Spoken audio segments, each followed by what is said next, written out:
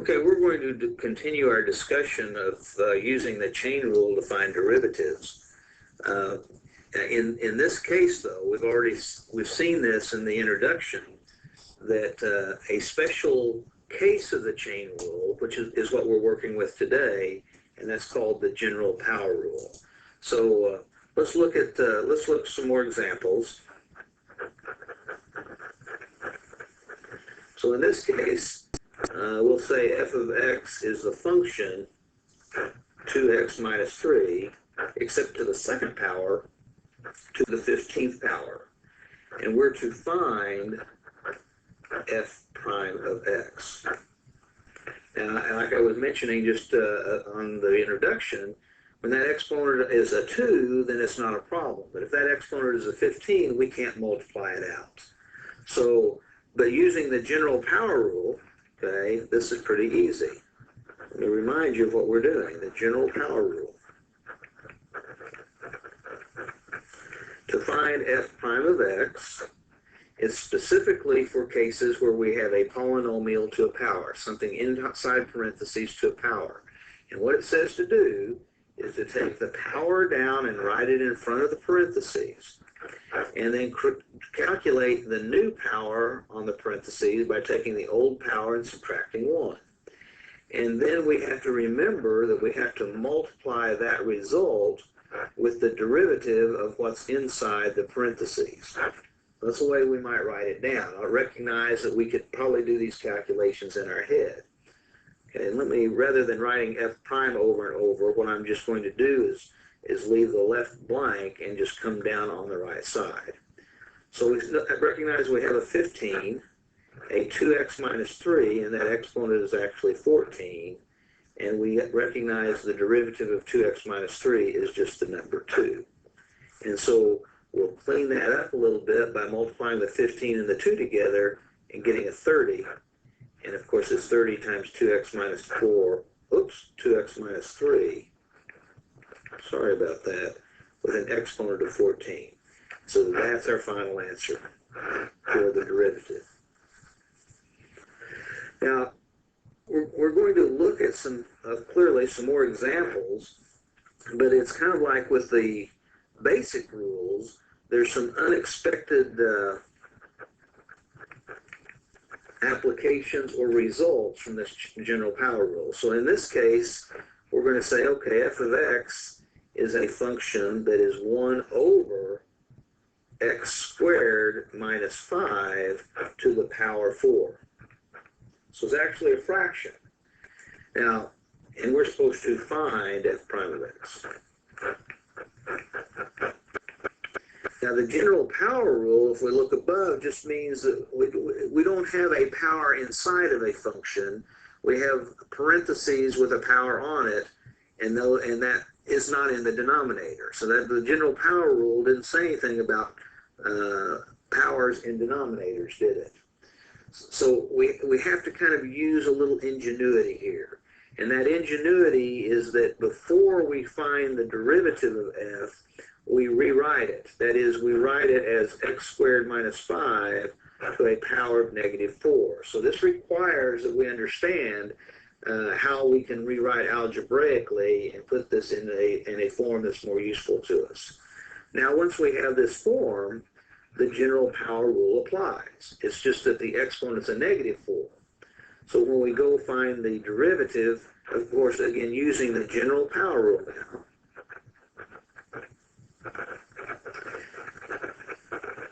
you may be able to figure out in advance what we're going to do. And by the way, in any of those videos, when I give you an example, you can stop the video and try it yourself. And then after you've done that try, you can go ahead and run the video and see if you get the same kind of result. So in this case, the exponent that we're bringing down is a negative 4. And that negative 4 is in front of the parentheses. And then we create a new exponent on the parentheses by taking the old exponent and subtracting 1. And then we multiply with the derivative of what's inside the parentheses. Well, inside the parentheses is an x squared minus 5. So now we'll clean this up and do the calculations we can do. And of course, the exponent, negative 4 subtract 1, is a negative 5 exponent, isn't it? And the derivative of x squared minus 5, well, the derivative of x squared is 2x. And minus the derivative of a constant 5 is just 0, so the resulting derivative there is just 2x. Now again, we need to do some algebra cleanup, and you see that we have a negative 4 and a 2x that we're multiplying, so we'll write that as negative 8x. And of course that's times x squared minus 5 that has a power of negative 5 on it. And we don't like to leave our answers with negative exponents. So the next thing we would do is say, well, this is negative 8x, but to take care of that negative exponent, we need to write this part as a fraction. So that's 1 over x squared minus 5 to the power of positive 5. And then we recognize that, well, negative 8x is really the same as negative 8x over 1. So we're in a position that we can actually multiply those two fractions together. On top we have negative 8x times 1, which is negative 8x. And on bottom we have 1 times that expression, which of course is just the expression x squared minus 5 to the power positive 5. And so there is our resulting derivative by using the general power rule. And this is similar to what we did with the basic rules. We first spent some time using algebra to rewrite our function before we ever found the derivative. And then we applied the idea of finding the derivative. And we've got the derivative right here. And then the rest of this time was just algebra, wasn't it? Okay, this was algebra actually rewriting our answer so that it looks more presentable. This was actually the calculus stage right here, wasn't it? And of course up here was algebra before we ever got started, because we wanted to be able to write that in a way that we could apply the general power rule. So we're continuing with the general power rule, which, as has already been mentioned several times, is a special case of the chain rule. But that's what we're looking at now. And you notice here, I thought I'd change the name of the variable because I kind of get stuck with using x all the time, and I know your book mixes it up and has different variable names. So here our function is f of t.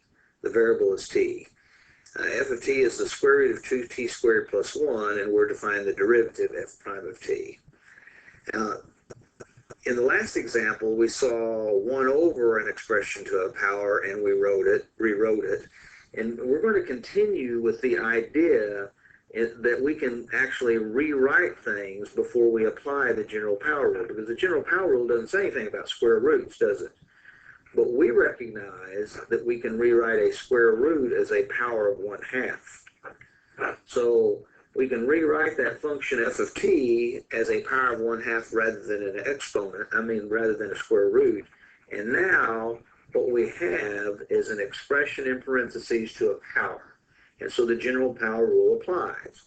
So we go about finding f prime of t using that general power rule, which says we bring the exponent down, okay, and then we put a new exponent on the parentheses. And the new exponent is calculated by taking the old exponent and subtracting 1. But then we have to remember that we multiply all of that business. Oh, and by the way, the derivative, the functions with respect to t, so I don't say d dx, I say d dt. The dt means that's the variable we're dealing with is t. So it's the derivative of the inside, 2t squared plus 1. So bring the exponent down, put a new exponent on the parentheses, take the derivative of what's inside the parentheses. And then we just begin doing that work. Okay, so we see here that we have, let me come down so that we don't get it kind of all running together. 1/2 minus 1, that is the new exponent. 1/2 minus 1 is actually negative 1/2, isn't it? And then multiply with the derivative of 2t squared plus 1. Well, the derivative of 2t squared is 4t, and the derivative of 1 is just 0, so we end up with 4t plus 0, or just 4t. Now, we go again by beginning to do our algebra. We've actually done the calculus, and so now we need to do the algebra. And I'm noticing above we have the 1/2 times the 4t, don't we? And of course that ends up being just 2t. That's 4t over 2, which is just 2t. So when I multiply those together, I'll have a 2t times the parentheses 2t squared plus 1 to a power of negative 1/2. And we have the same issue that we really don't want to leave negative exponents most of the time. So we have to deal with the fact that that negative exponent we're going to convert to a positive exponent by saying 1 over. So this is 1 over 2t squared plus 1 with a power of positive 1/2. And then we're going to recognize, oh, look at this. A positive, the 2t times this fraction is going to leave us with a 2t in the numerator, isn't it? And the 1/2 power in the bottom is really a square root. So we'll rewrite that as a square root instead of a power of 1/2. And what's the square root of? 2t squared plus 1. And so that result is the result we would like to leave. That's our resulting derivative, f prime of t. So let's see what else we would do here. I tell you what I want to do. I'm going to pause now. Well, I'm going to write it here, and then we'll go to the next page to continue. I want to compare 3 different functions and how we find their derivatives, because we find them in kind of different ways. So let's compare the functions. F of x is the first function, and it's just 3x minus 5 to the power 7. And our second function is g of x, okay, and it's going to be, let's say, 2 times parentheses 3x minus 5 to the 7th. So the only difference here is that I have a 2 in front of the expression with the exponent. And let's say the third function is h of x, but h of x, let's say, is x times 3x minus 5 with a power on it. And so pointing out the differences here, I'm going to point out the issues. In the first function, we have only an expression to a power. In the second function, we have a constant times an expression to a power. And in the third function, we have a variable times parentheses to a power, or a function to a power. And so we approach these differently, and the last one is radically different than the other two. Well, in the case, and let's just call this 1, this 2, and this 3 for right now. Okay, so 1 is easy for us to calculate. F prime of x, when we look at that, it's just the power rule, the general power rule from the very beginning is we bring the exponent down, and we decrease the exponent on the parentheses by 1, so it becomes an exponent of 6, and we're done. That's all there is to, oh no, we're not done, are we? Oh, we also say that's what happens is we forget this part. We multiply with the derivative of what's inside the parentheses. So we have to find the derivative of 3x minus 5. But when we do, you see that we'll get f prime of x is 7 times 3x minus 5 to the power 6, and the derivative of 3x minus 5 is just 3. So when it's all said and done, we end up with 21, 3 times 7, times the 3x minus 5 in parentheses with a 6th power on it. So that's the way we would handle the first function. The next page we'll do the second function, g of x. Okay, I've written the second function, g of x, for us, so we're already prepared. G of x is equal to the constant 2 times the parentheses 3x minus 5 with a power of 7 on it. Now, before we do this, I want to remind you of a rule that we already know. Suppose we had y is equal to 2 times x to the 7th. And I'm going to just use some shortcut notation here because I'm just trying to make a point. If we were finding the derivative of y, we saw that we could actually multiply the exponent 7 with a constant 2. So we're thinking 2 times 7, and we could do that in our head, of course, and then we reduce the power by 1. Or we just simply get 14x to the 6th. And I want you to recognize, in this case, that's almost what we have.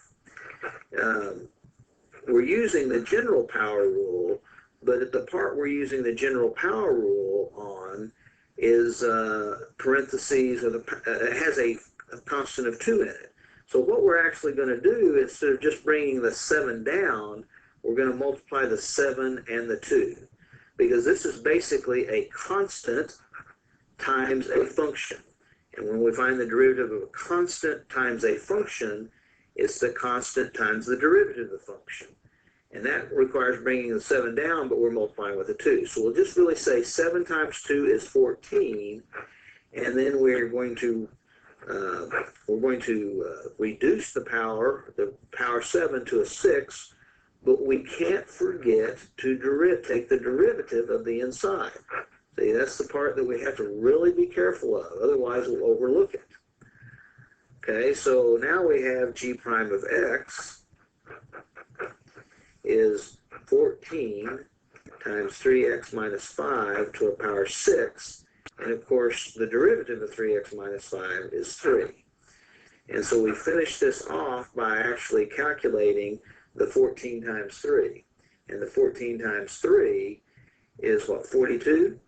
So 42 times 3x minus 5 to the power 6. So the only difference between this one and the previous one is we kind of thought of as multiplying the exponent with the coefficient 2. That's more or less what we did here. Okay, now we're ready for the third and most difficult of examples.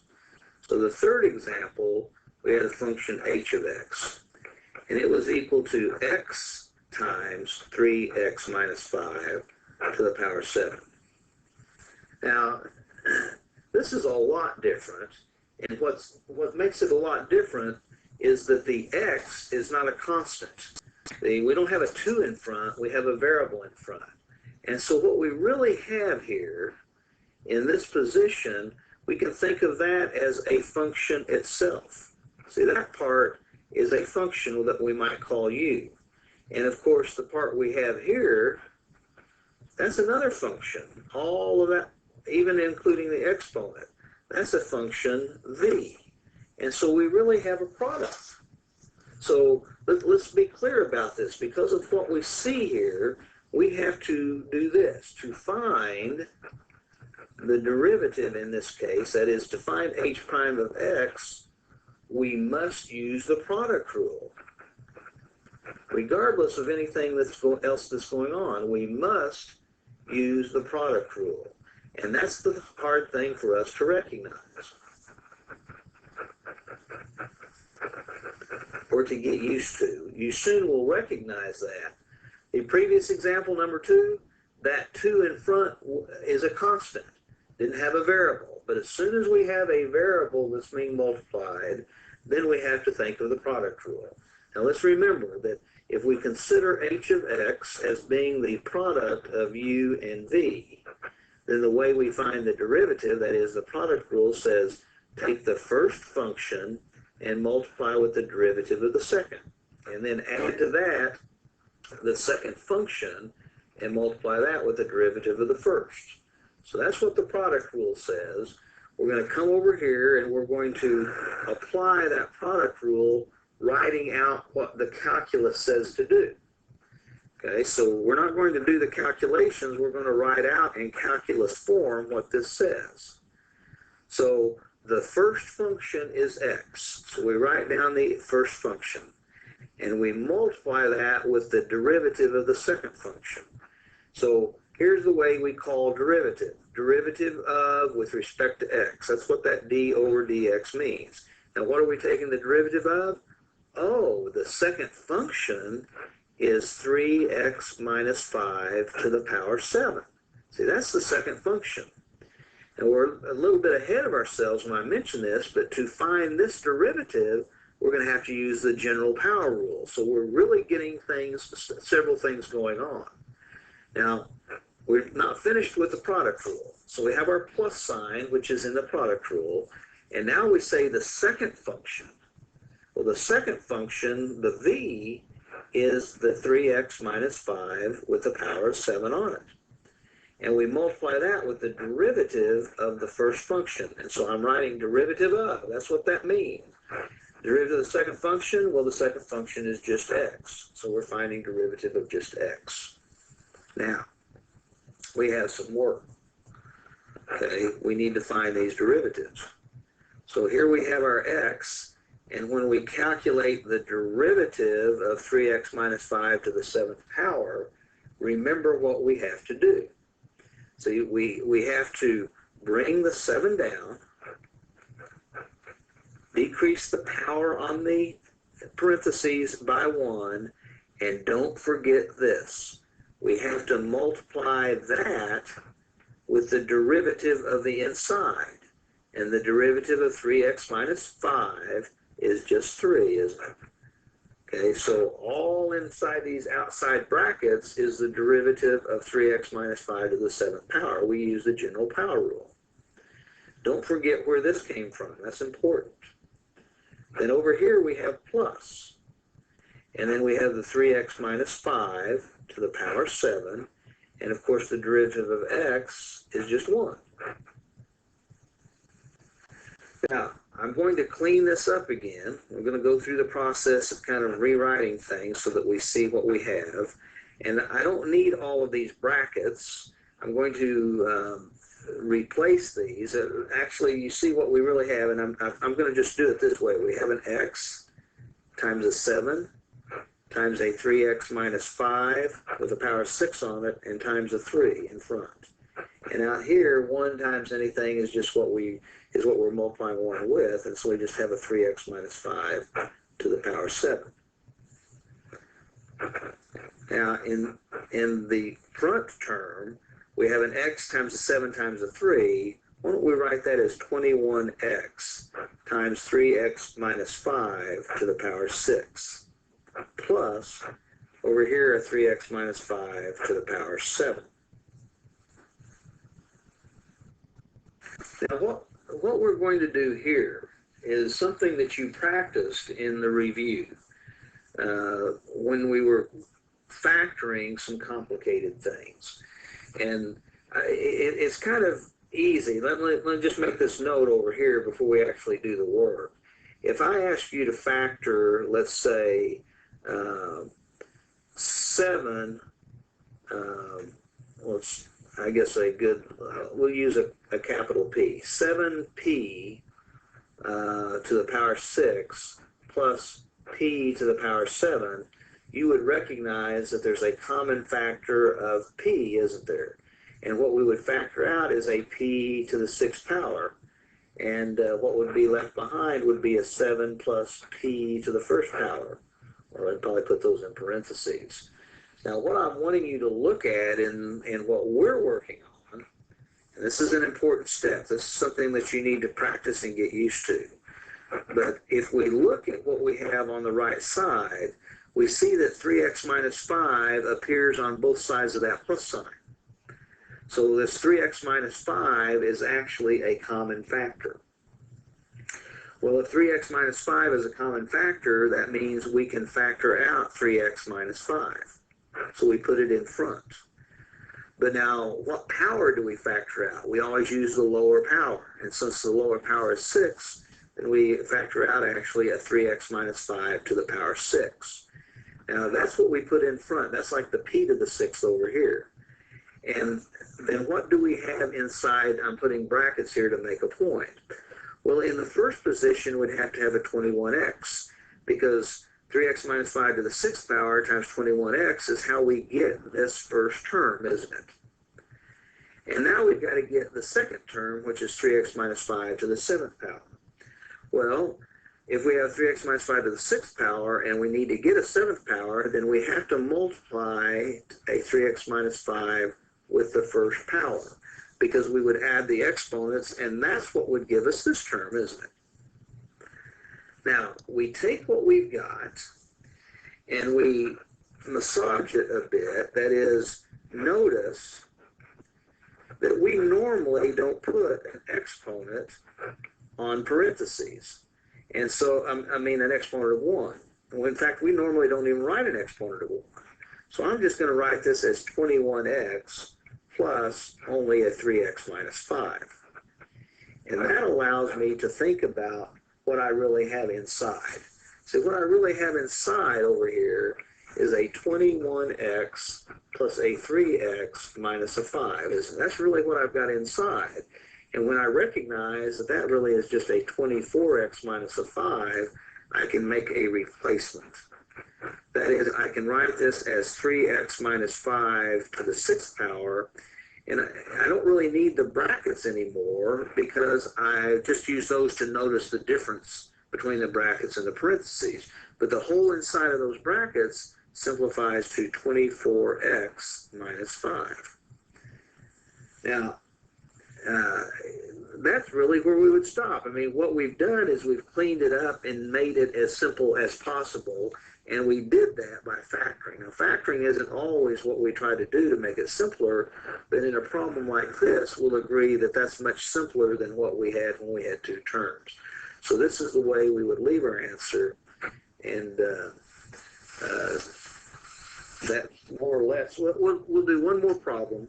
Let me pause and I'll get the next page set up. We'll do one more problem in this part, and then we'll continue with some more examples in another part. Okay, here is an additional example. We're given that f of x is the function 5x squared times the square root of 2x minus 3, and we're defining the derivative. I shudder to even think about trying to use the limit definition of this. That would be impossible, basically, wouldn't it? We've already seen the idea that we might need to rewrite our function so that we have powers instead of square roots. So let's write f of x as 5x squared, and instead of square root, that is 2x minus 3 with a power of 1/2 on it. 5x squared. Now, again, I want you to notice that we're going to have to use the product rule. We have 2 functions multiplied together, 5x squared and this 2x minus 3 to the 1/2 power. So product rule first. Now, in the employment of the product rule, eventually we're going to have to use the general power rule. But we first have to think of this as a product of functions. Product rule first.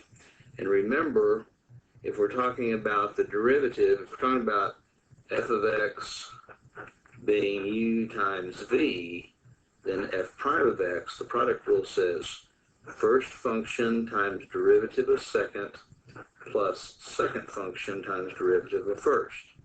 And it might be worthwhile to write it out that way. So it might be worthwhile to write first times derivative of second plus second times derivative of first, because that's really what we need to know. But we're going to write this down. That was just kind of a side note. That's the way I want you to be thinking of it. So we're going to write down, using calculus notation, what it is we're going to do. And that's really one of the lessons, is we've got to learn to write in calculus so that we can actually do the problems. So in this case, the first function is 5x squared. So it's 5x squared, the first function, times the derivative of. That's what we write derivative of. And it's the derivative of the second function, which is this 2x minus 3 to a power of 1/2. And we're not trying to calculate that derivative yet. We're just writing down what we're going to do. And then it's plus, well, it's the second function, which is the 2x minus 3 to the power 1/2, times the derivative of the first function. And the first function is 5x squared. Okay. Now in this next line, we're actually going to begin calculating derivatives. So we have the 5x squared. Now to calculate the derivative of 2x minus 3 to the power 1/2, we use the general power rule. And to use the general power rule, we bring the exponent down. Okay, there's bringing the exponent down. And then we reduce the exponent 1/2 by 1. And so, yeah, let's think, what's 1/2 minus 1? Is negative 1/2, isn't it? So the new exponent is negative 1/2. But don't forget, now we have to multiply with the derivative of what's inside. And the derivative of 2x minus 3 is just 2, isn't it? So that's where that comes from. Okay, now we're at this plus sign. We have the 2x minus 3 to the power of positive 1/2. And the derivative of 5x squared is just a 10x. Okay? Now, what we're going to do next is we're going to invest some time in rearranging what we have here. So we're not going to be in a big hurry yet except to clean this up. And so I'm thinking, for instance, I have in this first position a 1/2 times a 2, which is just 1. And so I end up with just a 5x squared times the parentheses 2x minus 3 to the power negative 1/2. And over here, I have a 10x and a 2x minus 3 to the 1/2 power. I think I'm going to write it in the order of 10x in front. And that's normally what we do if we have a single term factor. We'll write it in front like we did over here with the 5x squared. Of course, don't forget this is a power of 1/2. Now that kind of sets us up so that we can begin. What we want to do next is we want to look at that and notice that we have some common factors. See, we notice that we have a factor of 5 here, and 10 has a factor of 5 in it. And we notice we have an x here, and we have, of course, it's x squared, and we have an x here. And we notice in this case we have a 2x minus 3 to a power, and we have 2x minus 3 to a power. So we have some common factors, and so we begin factoring things out. So we compare the 5 and the 10, and of course, between those, 5 is the common factor, so we'll write it down. And now we compare the x squared and the x. Both have an x factor, but we use the lowest power, don't we? So it would just be x to the first power. And then we see that 2x minus 3 is a common factor. Now we have to decide which power to put on it, because we have to use the lowest power like we did with the x's. Well, which is lower, a negative 1/2 power or a positive 1/2 power? And of course, a negative 1/2 power is lower. Okay, so all of what we've written right here is the common factor. And then we have to say, okay, if we factor out that common factor, what do we have inside the brackets that we're creating? And see, we're going to have a plus sign in between, which is the plus that we've got right there, isn't it? And we imagine, well, this common factor times this first term has to give us our original 5x squared times 2x minus 3 to the negative 1/2 power. So we just need an x right there. That will give us the x squared. We already have the 5, and we already have the 2x minus 3 to the negative 1/2 as a common factor in front.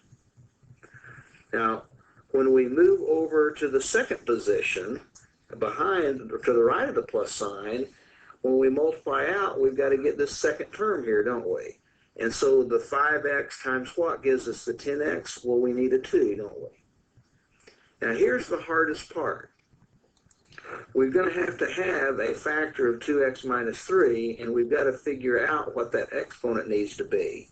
Because remember what we're doing here. We're going to actually be multiplying this 2x minus 3 with this 2x minus 3 to a power there. And when we're done, let me kind of remind you here, I'm making this real messy looking, but I hope that you're following what I'm doing. See, we're going to have a 2x minus 3 with a power of negative 1/2, that's what's outside, and we're going to multiply it with a 2x minus 3 to some power, and the result has to be the 2x minus 3 to the positive 1/2 power that's above there. And so what it boils down to is we have to figure out, well, the negative 1/2 power that we have plus what is going to create the 1/2 power that we need that's up here that we're supposed to get when we do this multiplication. And I guess we could solve for that question mark, or we could just understand that negative 1/2 plus 1 is how we get positive 1/2. So we need an exponent of 1 in that position. Now, let me clean this up because I've written all that business there. Let me just rewrite it so that it doesn't look so bad. We have 5x times 2x minus 3 to the power of negative 1/2. And we decided in these brackets we have an x in the first position plus 2 times 2x minus 3 to the first power. We don't need to write a power of 1. So that's really the clean version of what we've done. The rest of it was showing the work on how we decided that. Well, now, from this information, we see that inside the brackets, that's all I'm worried about right now, inside the brackets we have an x, and when we multiply this 2 out, we'll have a 4x minus 6. So inside the brackets, we can write that as a 5x minus 6. So f prime of x becomes a 5x times 2x minus 3 to the power of negative 1/2. And I don't need the brackets any longer because I don't have anything, any parentheses inside. So I'll just say 5x minus 6. Now I'm worried about the negative 1/2 exponent. Now, I'm thinking ahead. The negative 1/2 exponent is going to create a fraction, isn't it? It's going to be 1 over 2x minus 3 to the positive 1/2 exponent. And so I've got a fraction in that position, so it's probably worth my trouble to think about 5x as a fraction. And it's probably worth my trouble to think about 5x minus 6 as a fraction, that is, write it over 1. So that puts us into a situation where we recognize that when we multiply all of this out, in the top we'll have a 5x times a 1 times a 5x minus 6. And in the bottom, we end up with a 2x minus 3 to the power 1/2. And the last thing we probably notice is that a power of 1/2 can be written as a square root. And remember, we really started with a square root. We'd rather leave it as a square root. So the result we get is a fraction with 5x times 5x minus 6 in the numerator, and simply the square root of 2x minus 3 in the denominator. That's the derivative we were looking for.